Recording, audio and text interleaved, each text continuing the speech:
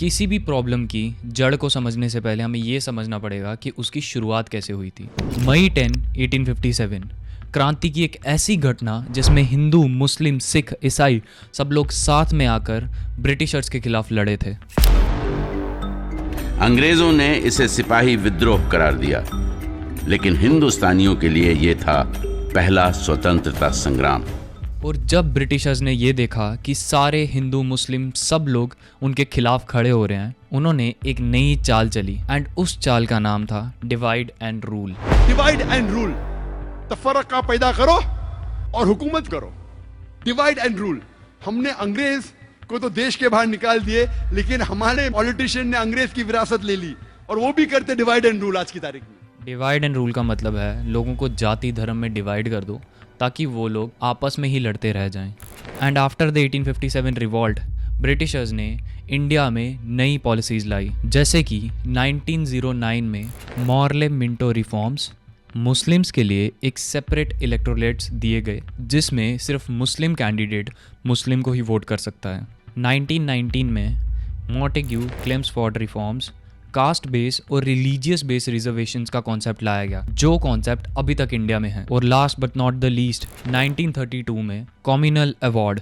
Britishers ने दलित के लिए एक अलग इलेक्टोरेट्स अनाउंस किए, जिसको बाद में महात्मा गांधी ने अपोज किया और पूना पैक्ट साइन हुआ था। डिवाइड एंड रूल सिर्फ रिलीजन तक सीमित नहीं था। ब्रिटिशर्स ने जाति, भाषा और रीजनल आइडेंटिटी का भी इस्तेमाल किया भारत को तोड़ने के लिए। एंड इसकी वजह से इंडिया में कास्ट डिवाइड फॉर्म होने लगा। लोग जातियों में डिवाइड हो गए। ब्रिटिशर्स ने कास्ट बेस्ड सेंसस शुरू किए और इंडिया को कास्ट आइडेंटिटी के आधार पर अलग अलग कर दिया।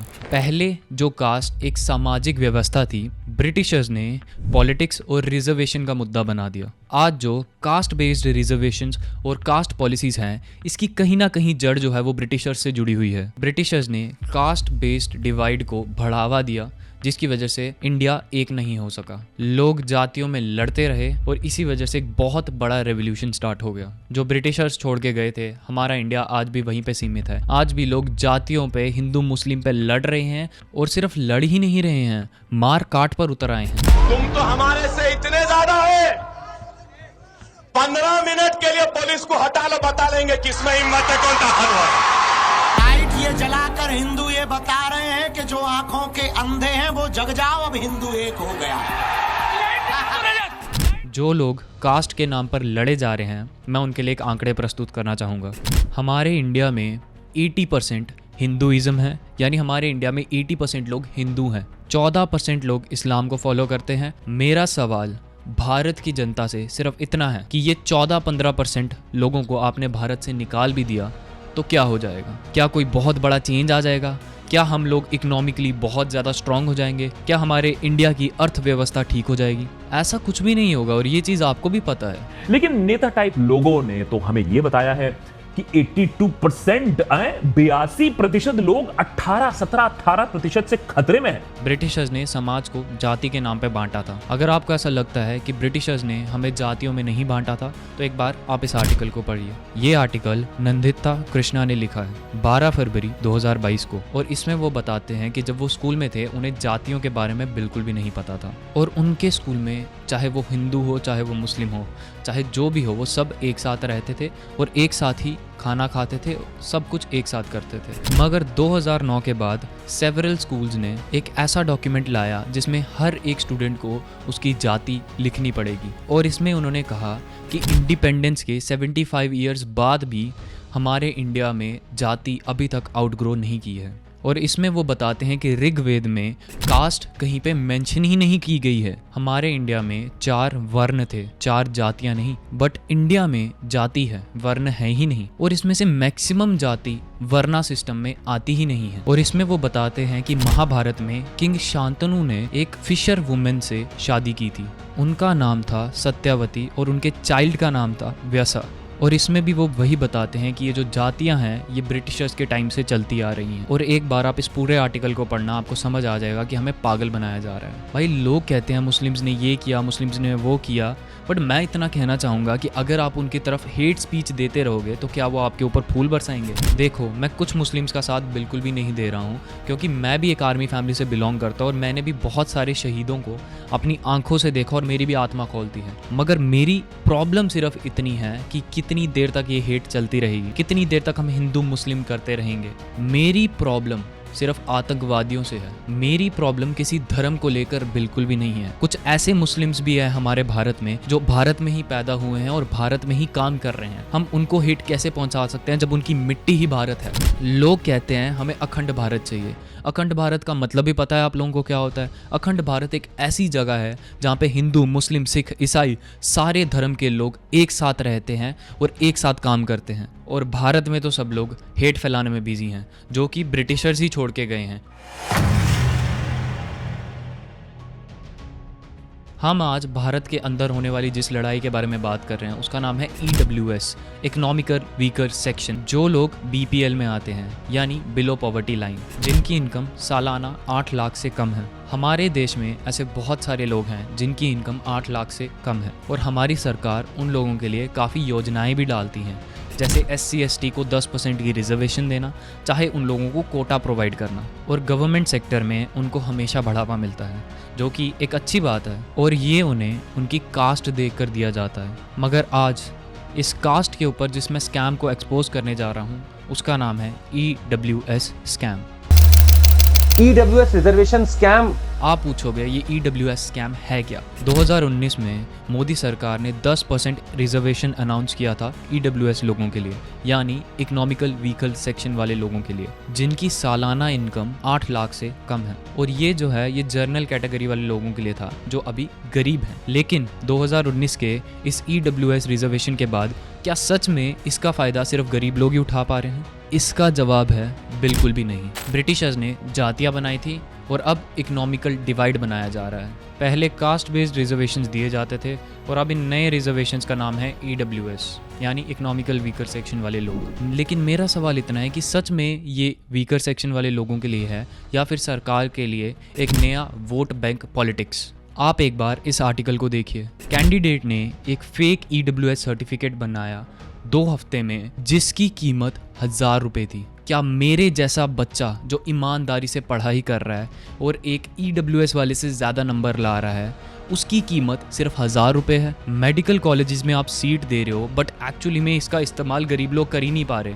इसका इस्तेमाल आज वो कर पा रहे हैं जो इकोनॉमिकली बहुत अच्छे हैं और इकोनॉमिकली स्ट्रॉन्ग है। आप अभी भी जानते होंगे कि बहुत सारे ऐसी कास्ट है जो अभी बहुत अच्छी हो गई। वी हैव ग्रोन अप भाई, हम अभी भी वो 70-75 ईयर्स वाले इंडिपेंडेंस के पहले वाले ज़माने में जी रहे हैं। ऐसा क्यों चल रहा है? हमारे पास में कुछ ऐसे शेड्यूल कास्ट हैं जो बहुत आगे बढ़ चुके हैं और बहुत पैसा कमा चुके हैं, लेकिन उनका पेट तो भर ही नहीं रहा भाई। वो तो अब कह रहे हैं भाई कि हमें तो भाई अब प्राइवेट नौकरियों में भी चाहिए, लेकिन वो इसके बारे में बात क्यों करेंगे? क्योंकि उनका पेट तो भर रहा है ना। उनके बच्चों को 10% रिजर्वेशन मिल रही है, गवर्नमेंट जॉब्स मिल रही है, जो असली में जिसको चाहिए, जो एक्चुअली में योग्य है, उसको मिल ही नहीं रही। हमारे इंडिया की अर्थव्यवस्था कैसे आगे जाएगी जब आप इन जैसे अनडिजर्विंग लोगों को, जो ये फेक सर्टिफिकेट्स बना के आ रहे हैं, उन लोगों को आप रिजर्वेशन देते जाएंगे, उन लोगों को आप गवर्नमेंट जॉब्स देते जाएंगे? अगर उन्होंने स्टार्टिंग में ही करप्शन किया है तो वो आगे जाके करप्शन नहीं करेंगे। और मैं लिख के देता हूँ भाई, वो आगे जाकर भी करप्शन करेंगे। गवर्नमेंट में आपने ऐसे लोगों को रखा है जो EWS के फेक सर्टिफिकेट्स बना रहे हैं,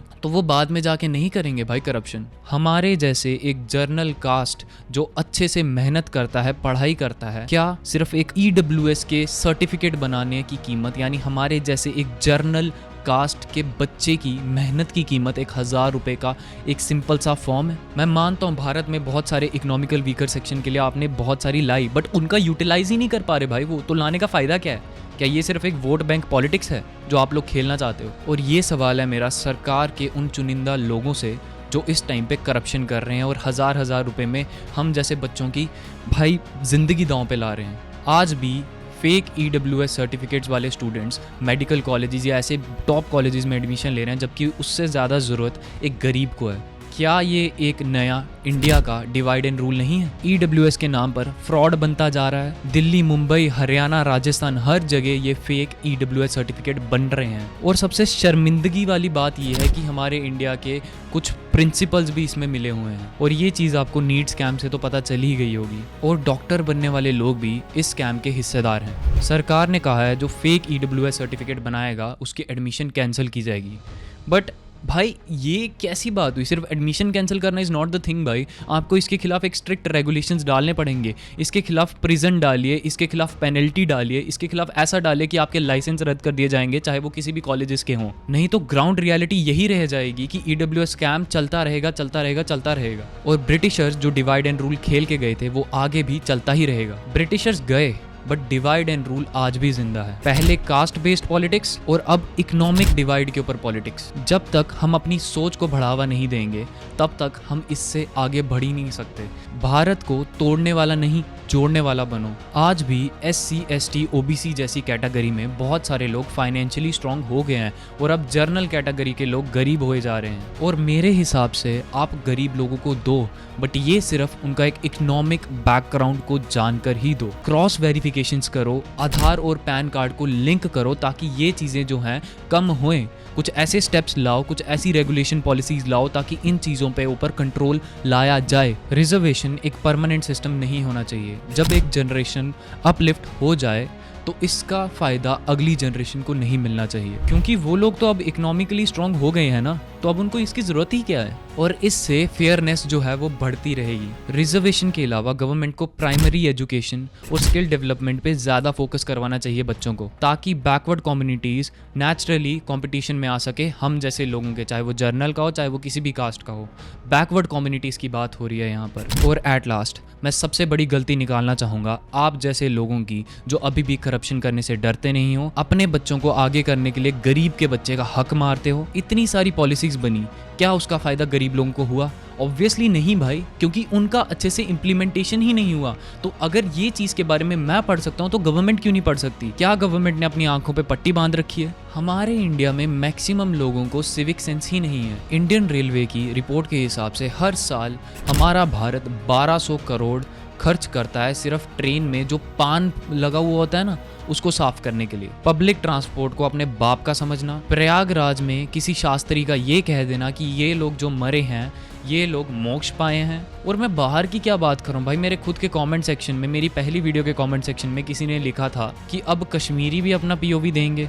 क्या भाई तुम कश्मीरीज को इलिटरेट समझते हो? हमारे इंडिया में जॉब्स इसीलिए कम है क्योंकि वो सही लोगों तक जा ही नहीं रही है। अगर वो सही लोगों तक जाए तो वो लोग और अपॉर्चुनिटीज़ क्रिएट करें, ना कि सिर्फ अपने बच्चों को ही बड़ा बनाने का सोचें। हमारे खुद के पॉलिटिशियंस अपने बच्चों को बाहर पढ़ाते हैं, अमेरिका, कैलिफोर्निया ऐसी जगहों पे, कैम्ब्रिज जैसी यूनिवर्सिटीज़ में, और समझते हैं इंडिया तो भाई विश्व गुरु बन गया है। भाई ये कैसी जगह पे जी रहे हैं हम भाई। इंडिया में बड़े स्कैम्स पे किसी को फोकस नहीं करना है। इंडिया पे भाई इस क्रिएटर ने गाली कैसे दे दी भाई, इस क्रिएटर ने माँ बहन की गाली कैसे दे दी यार। दिस इज़ नॉट समथिंग कि जिसकी वजह से किसी को जेल होनी चाहिए भाई। और ये सब सोचकर मुझे इतना दुख होता है कि एज अ 18 ईयर ओल्ड मेरा अभी वोटर कार्ड बना है, तो मैं किसी को वोट देने चाहूँगा भी या नहीं चाहूँगा मेरे को नहीं पता भाई। मैं तो लिटरली किसी को वोट देना नहीं चाहूँगा अगर ऐसा ही भारत बनता रहा। पूरा इंडिया हेटरेट फैला रहा है मुस्लिम्स के लिए, और लास्ट में वही मुस्लिम्स जो हैं तुम्हारे को शेड दे रहे हैं, तुम्हें मस्जिदों में आने दे रहे हैं ताकि तुम लोगों को खाना मिले, वॉशरूम मिले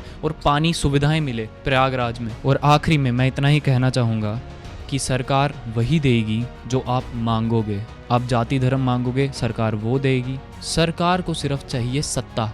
अब वो कैसे मिलेगी? पब्लिक से, और पब्लिक खुद ही पागल हो रखी है, तो मैं क्या कहूँ भाई। इंडिया के लोगों जागरूक होइए। हम 21st सेंचुरी में रहते हैं, ना कि हम 1700 या 1800 या 1900 वाली सदी में नहीं रहते। और इसी के साथ thank you so much for watching this video. Hope you guys like the video. If you guys like the video then like, share and subscribe. मिलता हूँ मैं ऐसी नेक्स्ट वीडियो में, तब तक के लिए thank you so much for watching. Bye bye. और हाँ, जाने से पहले साइड वाली वीडियोज़ को देख के जाओ भाई।